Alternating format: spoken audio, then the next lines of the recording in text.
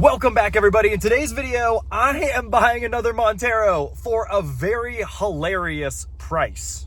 All right, this is outrageous, but I am about to buy a Montero for $100 and a bag of Lay's potato chips. That's what he said he wanted. That was his price. Originally, it was just a bag of potato chips, and then he was like, hey, probably should get some money for this, which, hey, that works out great for me. Honestly, I think it's just funny. That's a funny thing to give for a Montero. Now, granted, it's not running, it's not driving, it is an unknown issue, and it's really rusty. So, is it worth it? Probably. I would really like to see if I can get it back on the road. But let me show you what I'm buying. And here it is in my garage. This is my Gen 3 Montero. I believe it's a 2002 that I just bought for a bag of chips and $100. Yes, that is actually what I paid the guy. It's in my garage, it's here, and I have the title for it. Now, the story with this car is kind of an interesting one, and it's a little bit tragic, to be honest. So a guy in Bozeman picked this up in Illinois about last year, about this time. And he had it, and he road tripped it like I did with other Monteros. He road tripped it all the way back to Bozeman. He got it here, he turned it off at the gas station, went to crank it when he got back into his car, and it was a crank no start issue. So he had it towed to a shop. They tried to diagnose it. They couldn't really give him some answers. Then he called me. I went out and I gave him a couple hours of my time. I looked at it and we kind of worked back and forth and figured out it doesn't have spark. And then I said, hey, I think, probably getting it to a shop or maybe buying an ECU for it. Maybe that's your next move. But it was cold. And so I did a little bit of diag, not that much. And then it sat. And he and I, we kind of lost touch, and I hit him up about a month ago, and I said, hey, whatever happened to that Montero? Did you ever figure it out? Did you find answers? And he said, actually, I was about to haul it to the junkyard because I'm just done with it. Do you want to buy it? And so originally he was going to tow it to the junkyard, so I said, yeah, I'll give you what the junkyard was going to give you, and we joked about a bag of chips, and so I threw that in as well.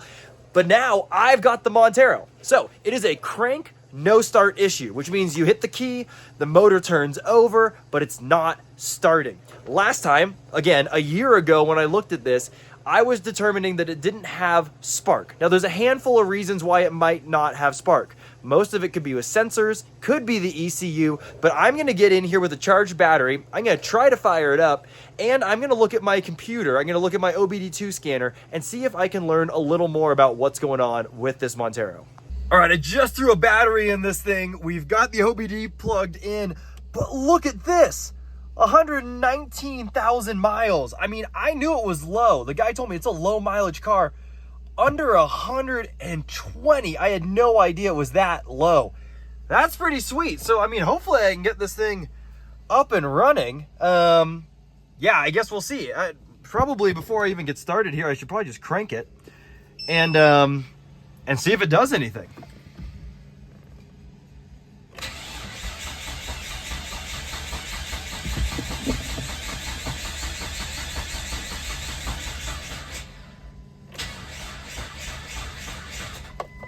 Okay, definitely not doing anything, and that battery is not that charged, so it's a little cranky, pardon the pun. So I might have to throw a battery pack on that.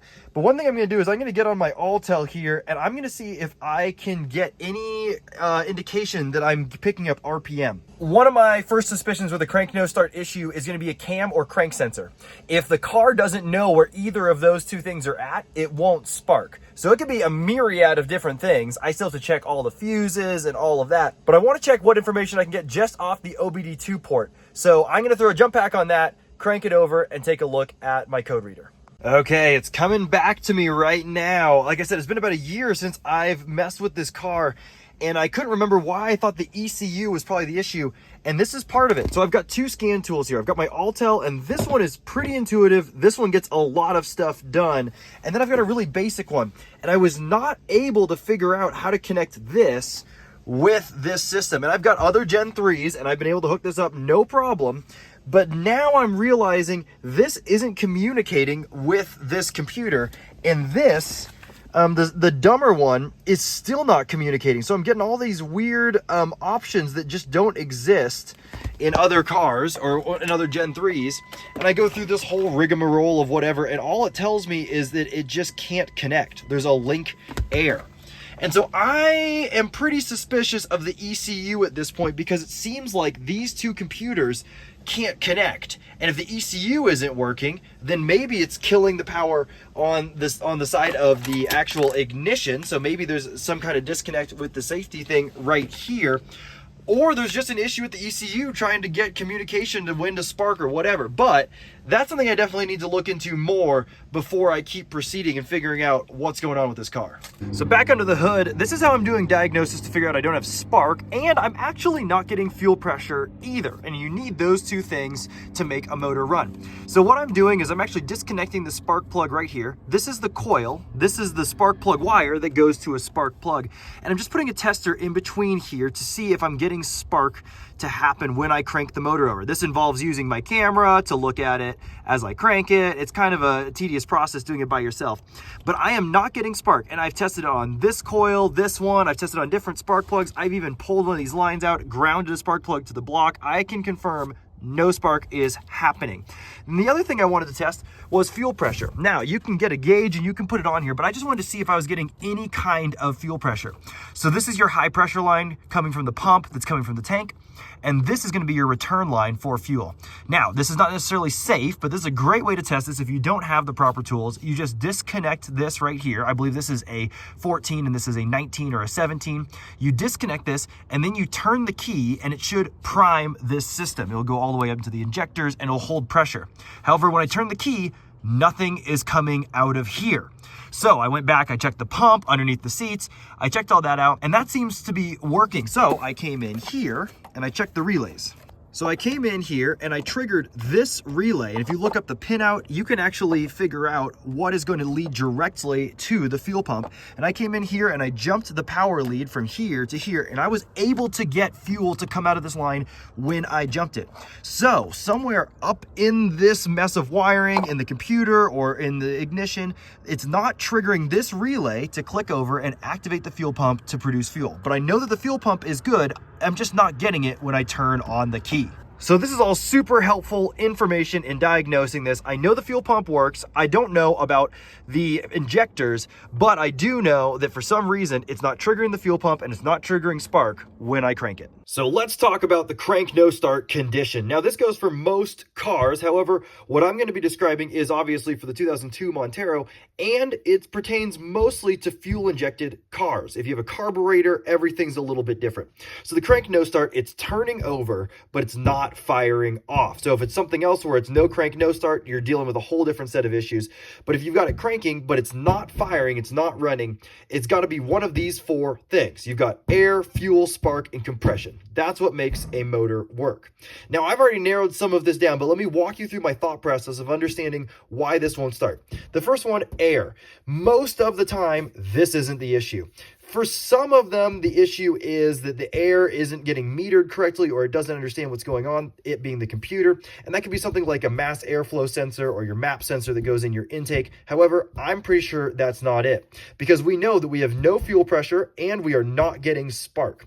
So if we're looking at fuel, it could be a number of things. If you go all the way back to the tank, it could be out of gas. It could have a bad fuel pump. It could have a clog in either the fuel filter or the fuel line, or it could have an issue at the injectors. Either one of them is clogged or the computer is not telling them to fire. In this case, I do not have fuel pressure. However, I can trigger the pump. So I know the pump is good. I know that there's no clogged in the lines because I'm getting fuel into the engine, but the computer is not telling it to turn on. So there's something up with that. I don't know anything past that, so I don't know if the fuel injectors are working. But that's the deal with fuel. Spark is a whole nother issue. Now, unfortunately, spark has tons of things that go wrong, but the main culprits are going to be a crank sensor and a camshaft sensor. So what those two sensors are doing is they are figuring out the timing of the motor. As the crankshaft moves around, as the camshaft moves around, it's saying either they're in sync or they're out of sync. And as soon as the computer loses track of where that is, it shuts the whole thing down. You'll have no spark. So that does a few things for us, but those are the ones that are most likely to go bad. And so there's a really easy way to test those, and that's going to be the next step for figuring out spark. Compression, that's a whole nother number. And for this, I'm not super worried about compression because of the nature of how it stopped.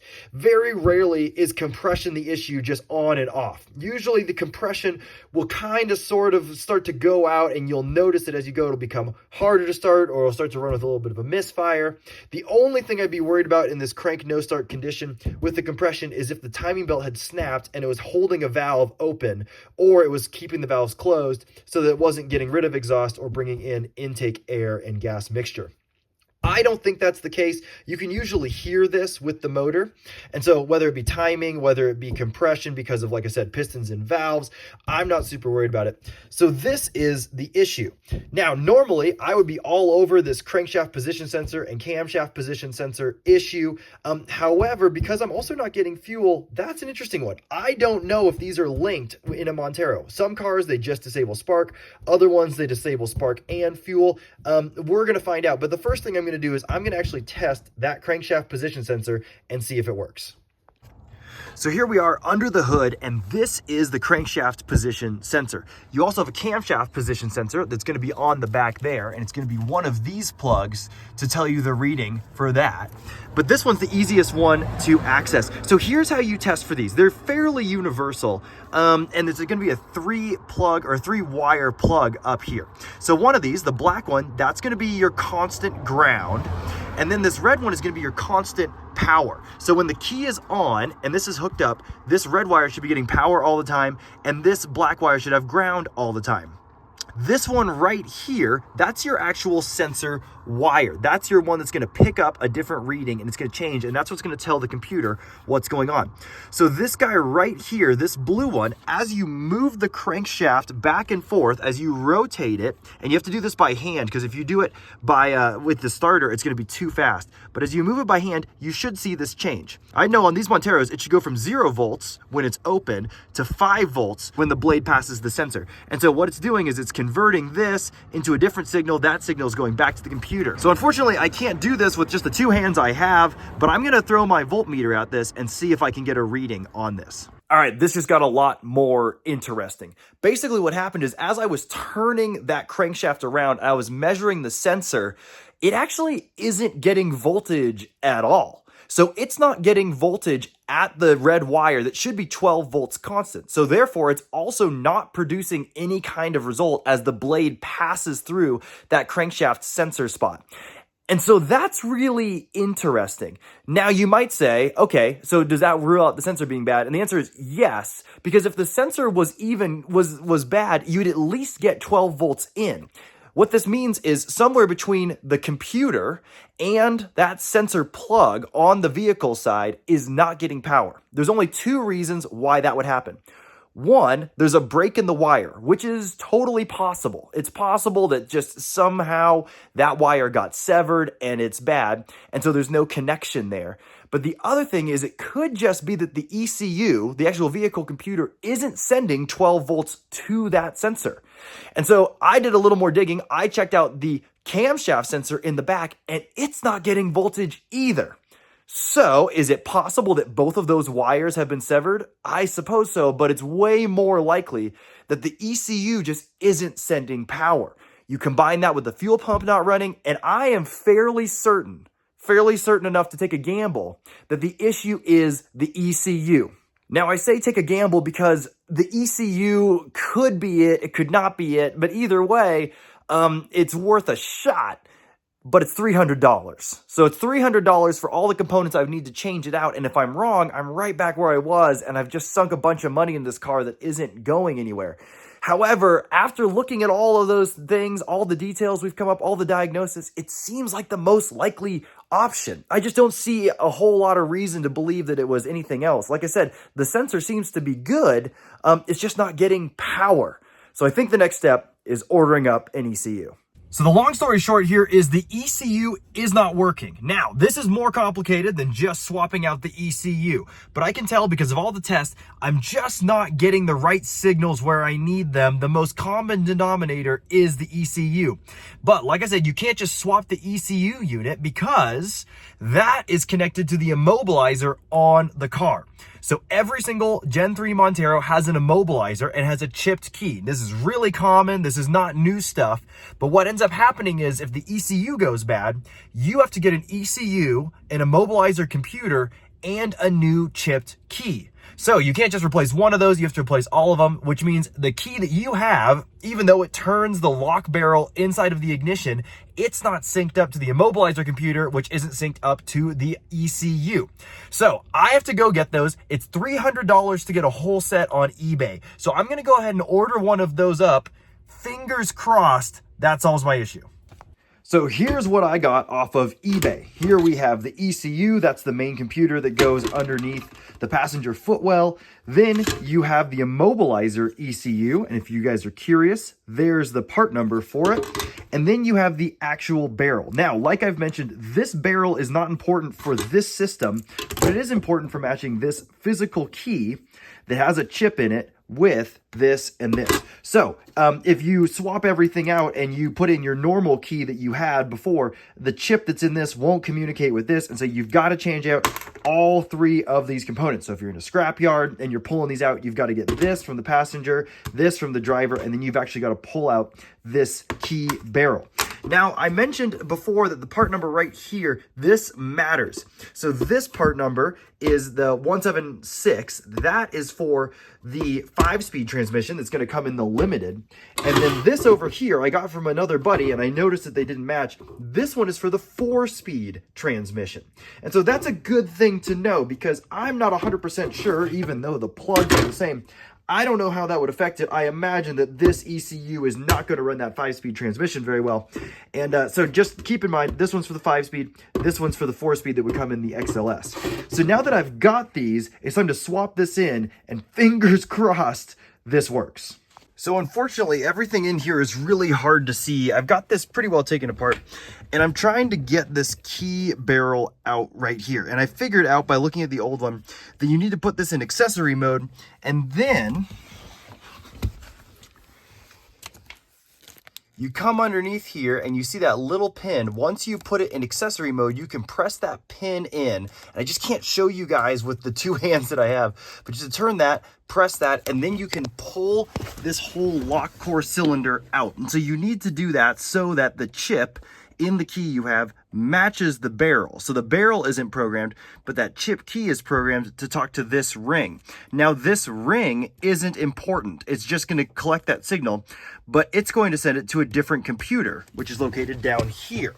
So I searched and I searched and I searched for this thing, and you have to pull off the center console plastic, which is pretty involved. You have to get there, and it's this guy right here. It's held in with those two screws up here right by the OBD2 port, and this is going to be the computer or whatever module that connects this chip with the ECU.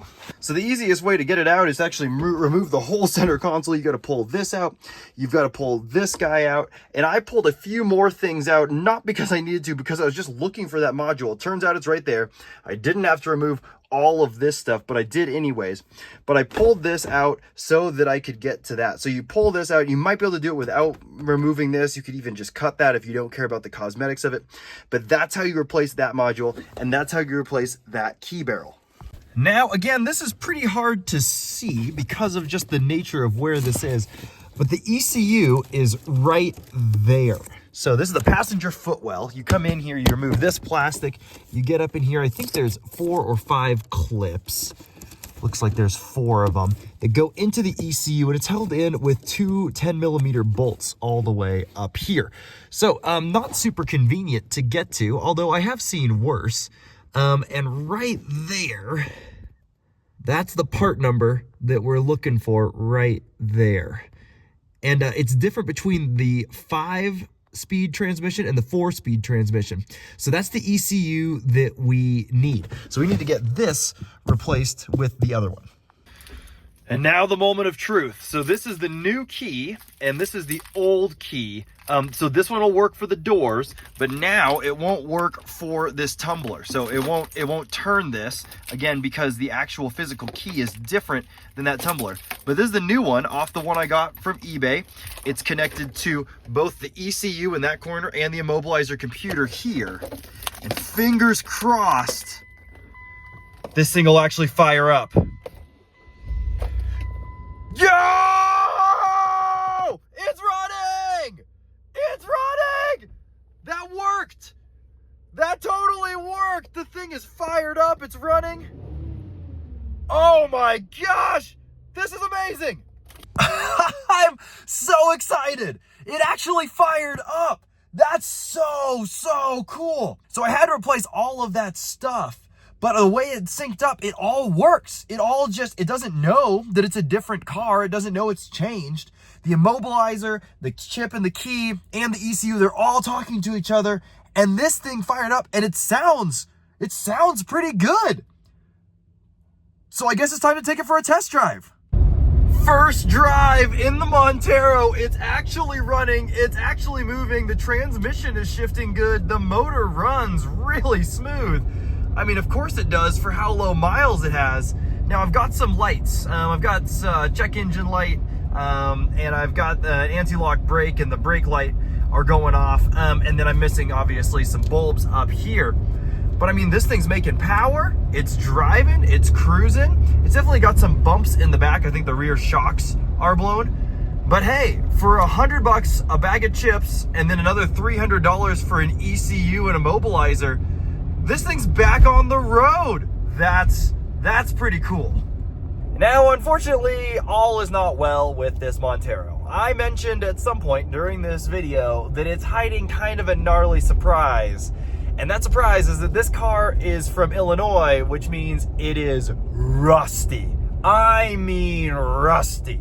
And not the kind of like, oh, it's just cosmetic stuff. Actually, if you're looking at it from the outside, it looks great. Unfortunately, it's all the stuff underneath.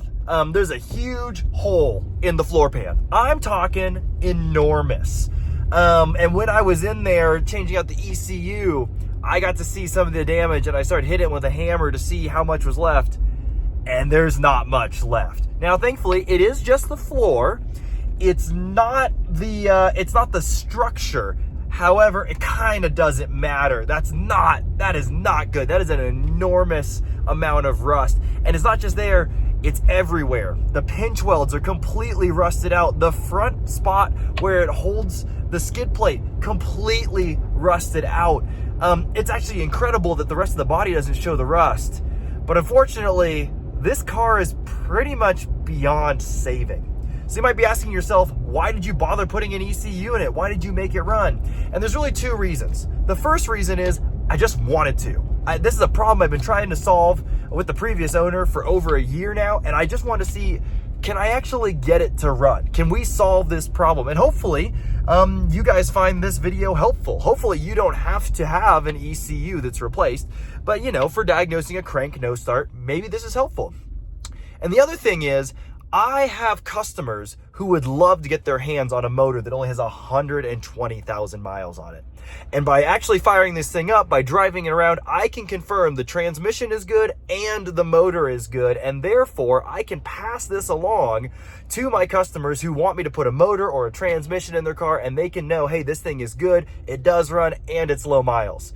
Theoretically, I could have done that before. I could have done a compression test, but you just never know. You never know how the motor actually is. But now, after hearing it run and driving it around, I can say, yep, this one's good to go. So for me, it was an educational thing. I got to make a video about it. I'm driving it around right now, but the confidence of knowing that this is going to be a good engine for someone else, that's what's valuable to me. So there you go, guys. There's me figuring out a crank no start issue with this 2002 Montero. Honestly, I just feel really good that I was able to figure it out. It was a really weird issue, and these ECU issues, it tends to be the last thing you actually check. And so for it to actually work out, and I got to learn along the way about the immobilizer and how that works with the chipped key, it was pretty good education for me, and hopefully it's helpful for you as well. So that's it for this one. I hope you guys enjoyed it, and I'll catch you on the next one.